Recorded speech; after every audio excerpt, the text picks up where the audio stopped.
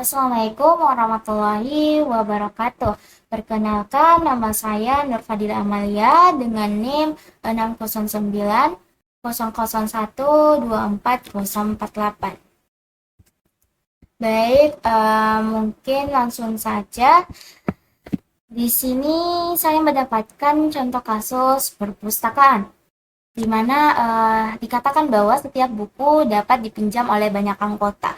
Nah, dari kalimat ini kita mendapatkan sebuah entitas, yaitu entitas buku dan entitas anggota. Nah, di sini terdapat petunjuk bahwa entitas buku dan anggota memiliki atribut ini. Oke, mungkin langsung saja kita tuliskan entitas ini. Yang pertama adalah kita tulis anggota dulu.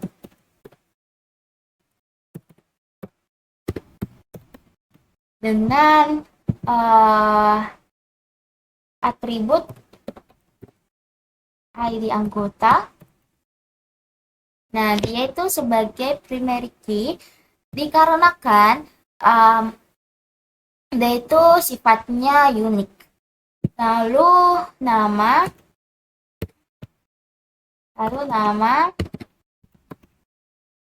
lalu alamat, lalu nomor telepon. Kita tambahkan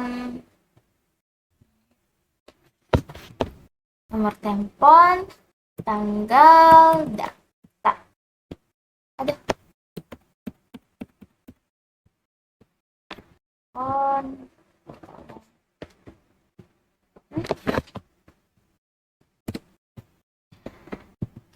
Ini tanggal data.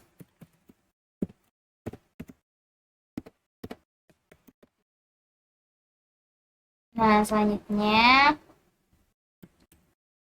kita buat entitas baru lagi, yaitu entitas buku.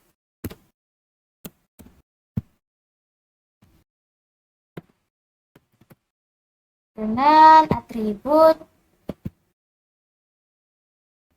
ID buku, yaitu sebagai primary key. Lalu judul, Semarang, tahun terbit,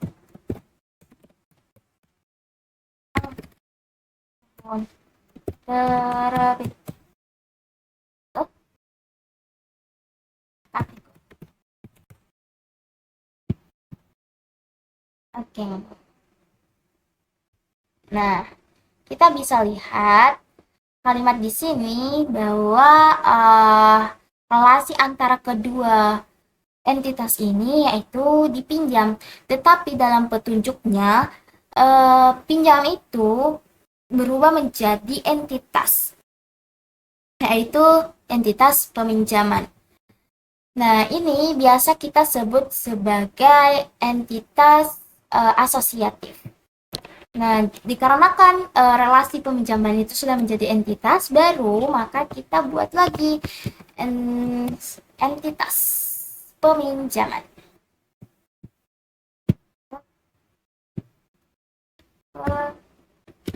Peminjaman dengan atribut ID peminjaman, yaitu sebagai primary key karena sifatnya yaitu unik. Lalu tanggal peminjaman atau tanggal pinjam, lalu tanggal kembali,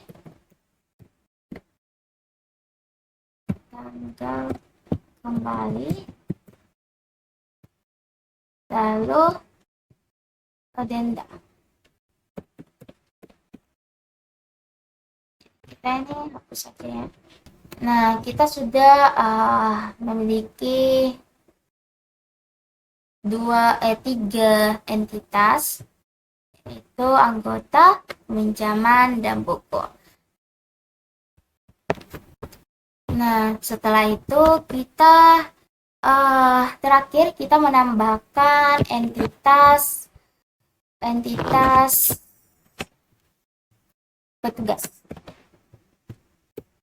Kita copy dulu. Entitas petugas kita copy dulu.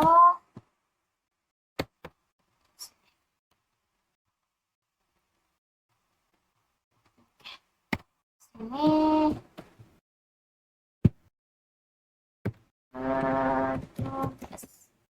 dengan atribut yaitu ID petugas.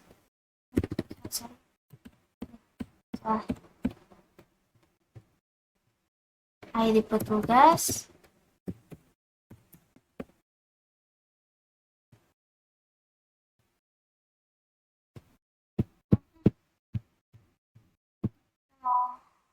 petugas nama dan posisi.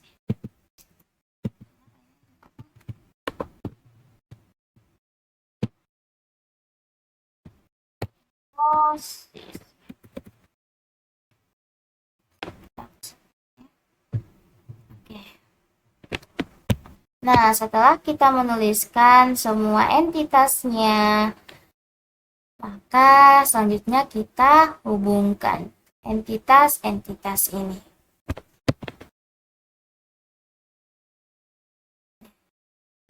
Yang pertama, kita hubungkan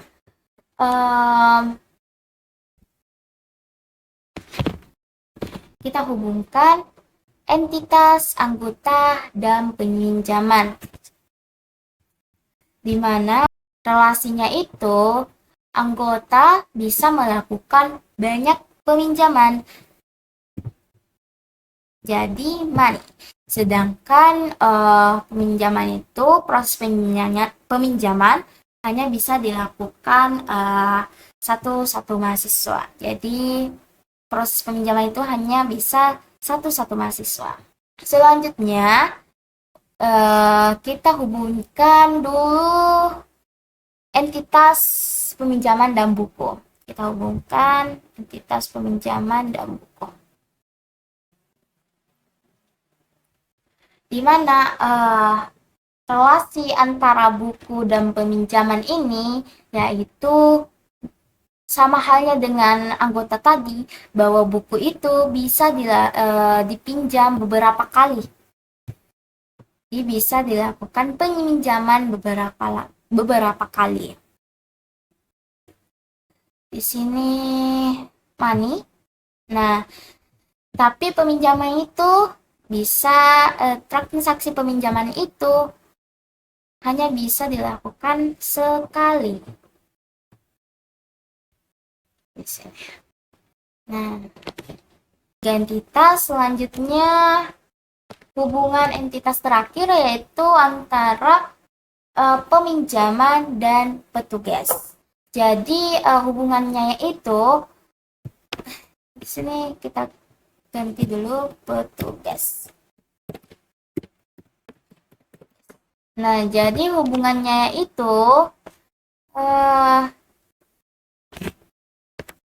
petugas itu bisa mencatat atau melayani banyak peminjaman. Banyak peminjaman.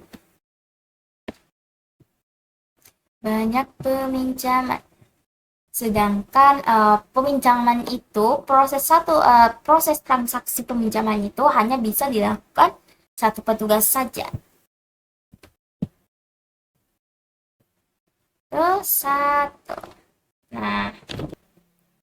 Nah, inilah entity relationship dari contoh kasus perpustakaan, di mana hubungan entity anggota dan peminjaman itu one to many, di mana anggota bisa melakukan banyak transaksi peminjaman, sedangkan transaksi peminjaman hanya bisa dilakukan sekali oleh anggota. Lalu hubungan relasi antara petugas dan peminjaman yaitu one to many juga, di mana petugas bisa melakukan pencatatan peminjaman banyak kali, Sedangkan transaksi peminjaman itu hanya boleh dilakukan oleh satu petugas untuk saat itu juga.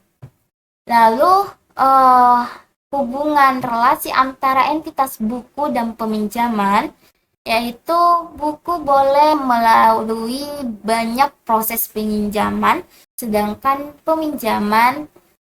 proses transaksi peminjaman hanya bisa dilakukan satu buku saja. Begitu. Jadi inilah entity relationship diagram dari contoh kasus perpustakaan. Mungkin cukup sekian dari saya. Wassalamualaikum warahmatullahi wabarakatuh.